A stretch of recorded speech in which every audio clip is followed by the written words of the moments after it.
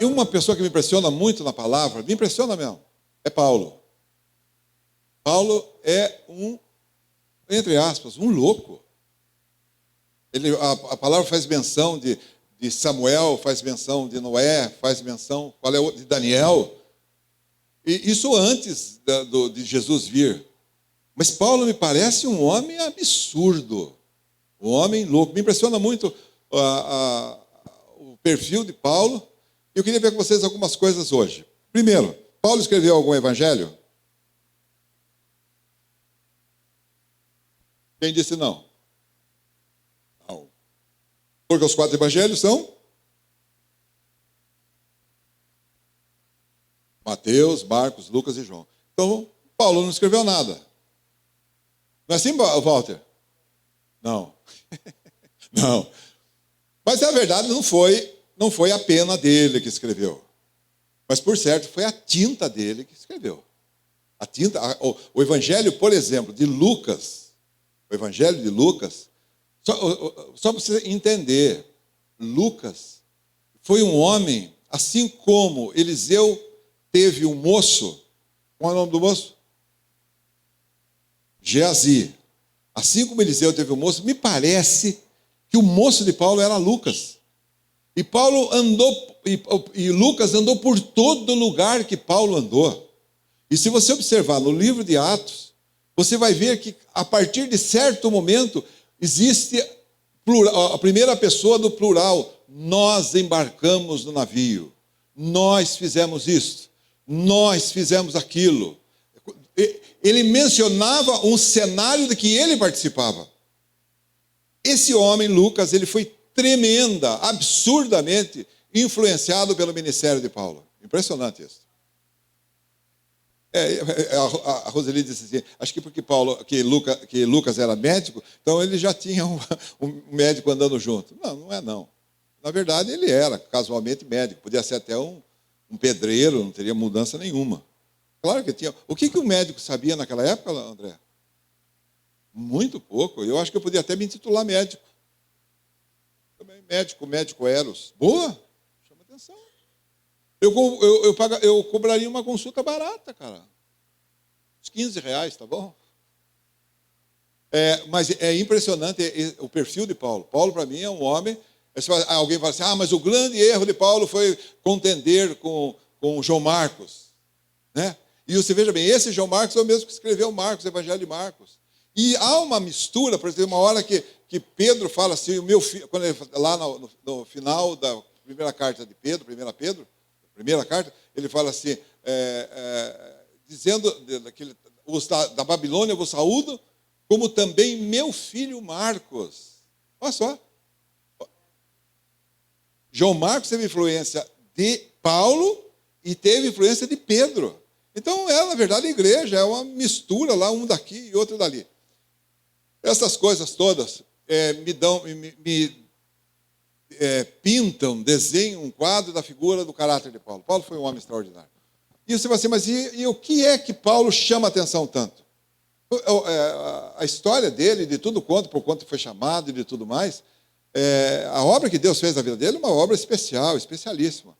E claro que no rol dos homens aí ninguém tem autoridade, ninguém tem aparelho para dizer esse foi o mais fiel, esse foi o mais importante. Não pode ser dito isso, porque todos eles a seu tempo tiveram o seu grau de importância e todos eles foram importantes para Deus. Agora Paulo me chama a atenção por isso. Então eu queria ver com vocês hoje de manhã alguma coisa da natureza da pregação de Paulo. Paulo pensava como é que estavam as coisas com relação à sua mensagem. Abre aí. 1 Coríntios, capítulo 2, versículo 1 a 5.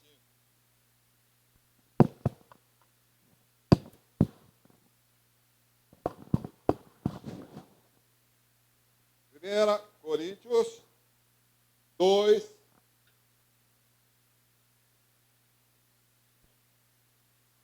de 1 a 5. Diz assim, eu, irmão, todo mundo achou? Eu, irmão, achou?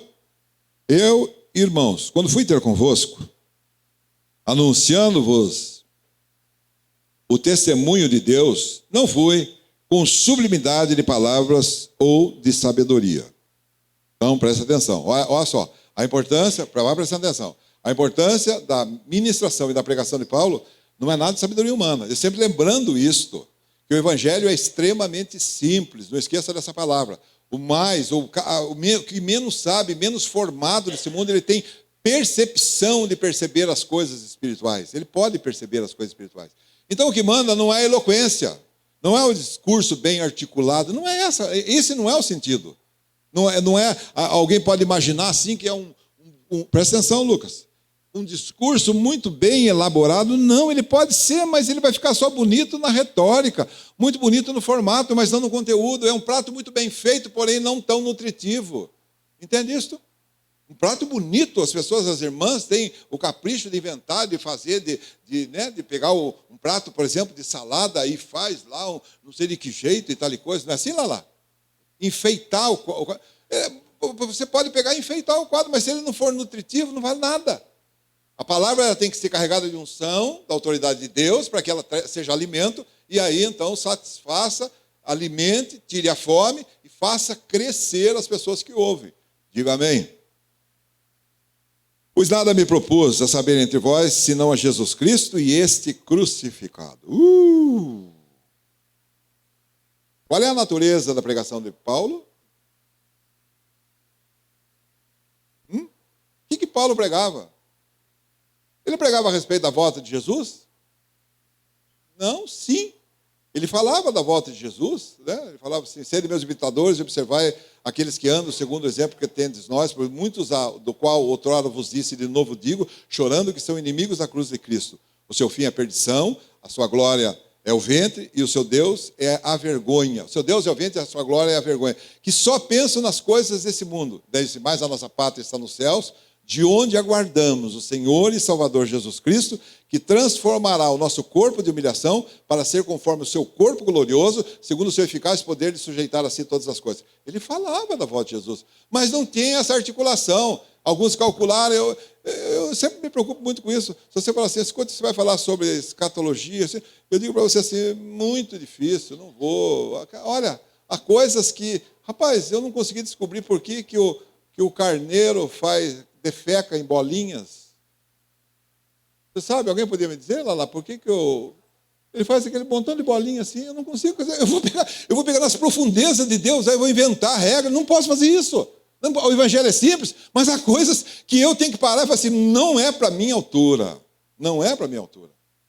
Não tem que inventar nada. Ele não fala, ele só dá indicação da volta, mas dizer assim como os adventistas falaram aí, certo dia, que marcaram um dia da volta de Jesus, e aí, naquele dia que marcaram, não vieram. E aí, imagina a vergonha. Você, né?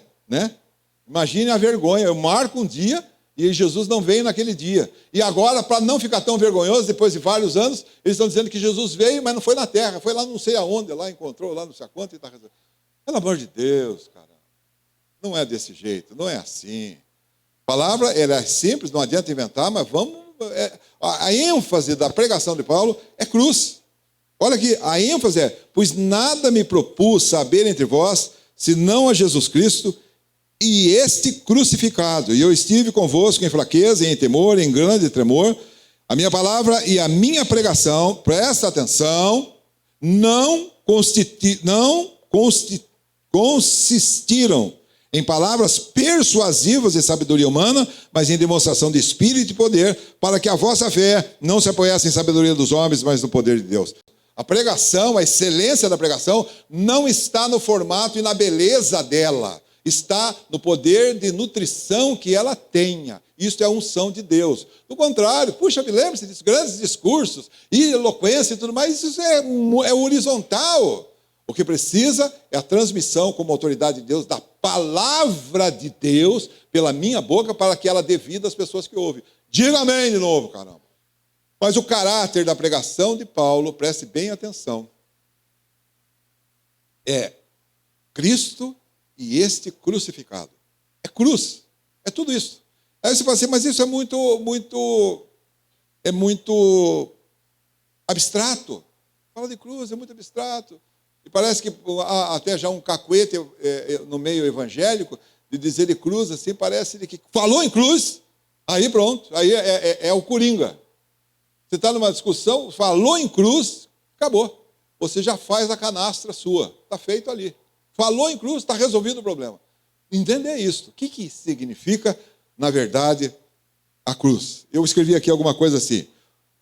Vê se você concorda comigo. Presta atenção, Roberto. Presta atenção, Roberto. Você está prestando atenção, Roberto? Diz assim. Isso aqui é meu, viu? É Eros 12, 22.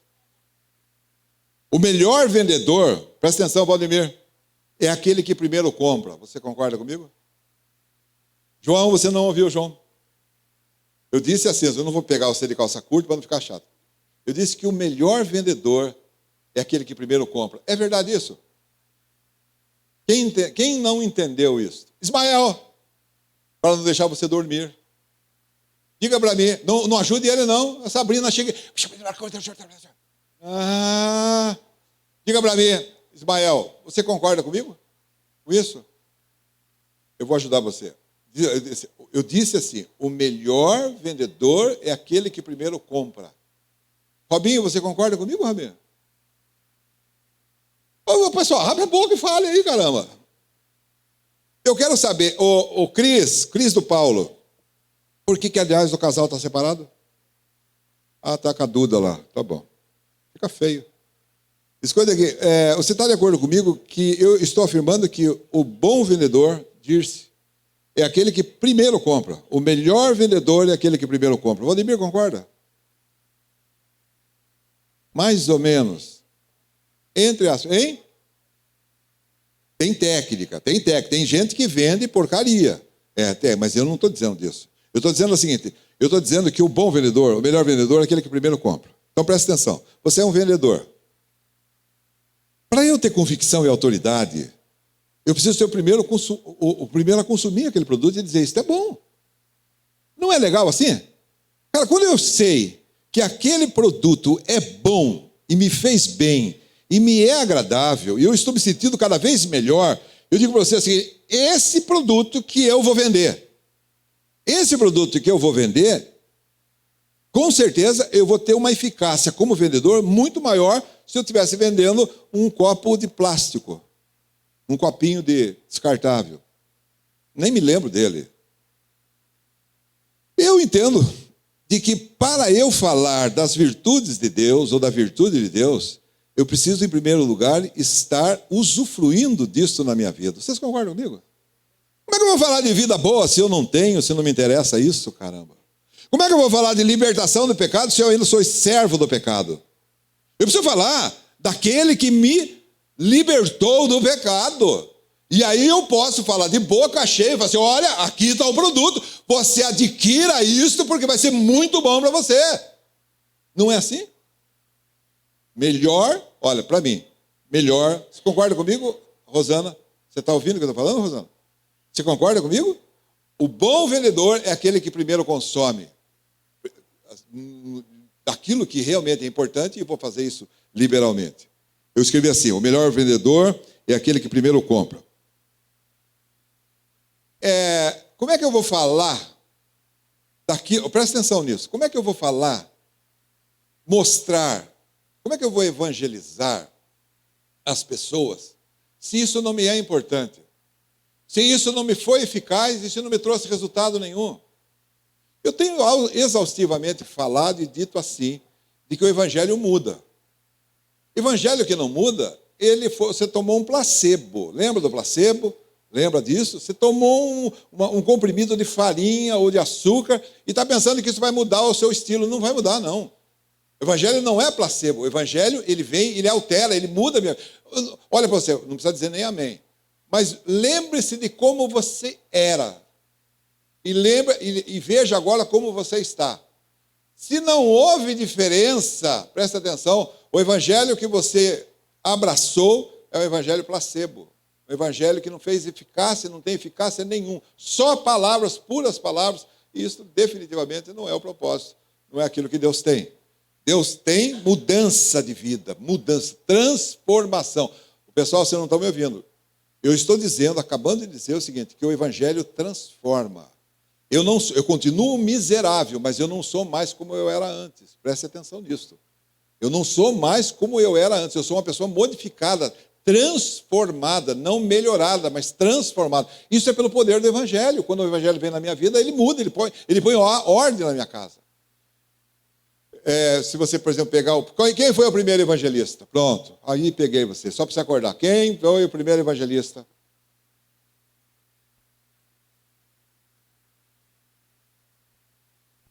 Hã? Não. Foi precursor. Tá bom. Tira João Batista fora. É que, na verdade, ele veio para anunciar João Batista, né? Mas teve aquele que, considerado pela igreja, o primeiro evangelista. André. O que foi que André fez? O que ele fez? Chamou Pedro. Ele de cara, abre aí para você ver, só para você ver. João, capítulo 1, versículo 41. João. O que foi, Lala? É o ioiô. Vamos providenciar uma escova de cabelo para ele e um shampoo, que é bom para ele. Eu falei João, João. Evangelho de João. Evangelho de João. Capítulo 1, versículo 41. Ele diz assim, Evangelho de João 1, 41. Eu estou no 5. 1, 41. Ele diz assim, a primeira coisa que André fez foi achar o seu irmão e dizendo-lhe, achamos o Messias, que quer dizer Cristo. Para mim, uma marca, presta atenção, vê se você concorda comigo, para mim uma marca da excelência daquilo que você encontrou é você dizer aos outros. Não é verdade? Uma marca de que aquilo que me é excelente como vendedor, aquilo que é importante para mim, eu não vou guardar, eu vou de cara. O que está acontecendo com você? Cara, olha uma mudança. E aí você pode falar a virtude de Deus e tudo mais, no sentido de que outras pessoas vinham experimentar. Olha, deixa eu falar para você, presta atenção. Eu entendo, e acho que você crê comigo, lá ver se você crê. Eu acho que uma pessoa que viu, ele não vai deixar de falar. Concorda? E por isso falei, Salmo 116. Presta atenção nisso. Uma ênfase é o seguinte, à medida que eu vi e conheci, eu não posso guardar para mim. Primeira coisa que André fez, depois que ele viu que Jesus era o Cristo, o Filho de Deus, que ele estava ali, o Messias, ele falou assim, cara, primeiro, aonde que Marco, André, Pedro, achamos o homem. Eu acho que isso é uma condição daquele que crê, daquele que conhece e tudo mais.